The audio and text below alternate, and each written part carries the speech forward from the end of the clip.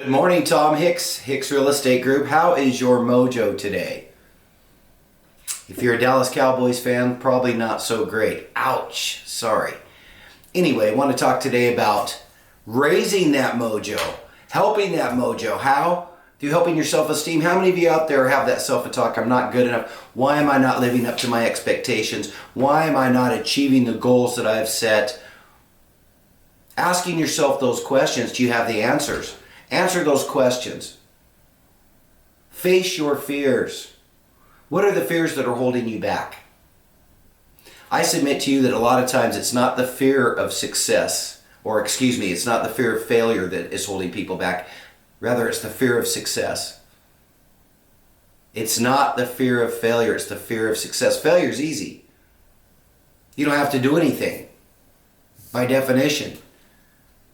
It's fear of success. It's fear of having the ultimate goal, endeavoring to do these things that you choose to do, and having them fail.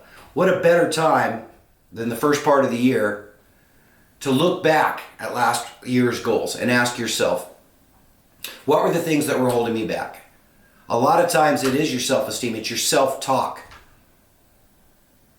The relationship we have with ourselves is far more superior and far more important than the relationship we have with others.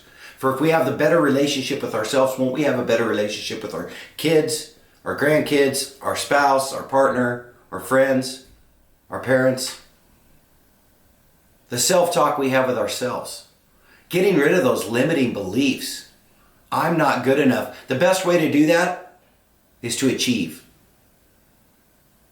To conquer something that you have been putting off for a long time, to making changes in your life that you've been afraid to make. We feel like a rat on the wheel sometimes. Why? Because we do the same thing over and over and over and expect a different result that's not going to work. People have a fear of change. Guess what? Where there is change, there is great opportunity. If there is no change going on, maybe it's time to create change. Do something different to create that change. Tell yourself something different on a daily basis. Change your self-talk. Face your fears. Become accountable to yourself. Who's holding you accountable? Hold yourself accountable. Measure your goals. Ask yourself, am I doing on a daily basis all the things necessary to hit my goals? If you didn't hit your goals last year, maybe it's time to refocus your goals. Maybe it's time to change some of those goals. It doesn't matter what other people's opinions of you are. What matters is what your opinion of yourself is. And making some of these things happen.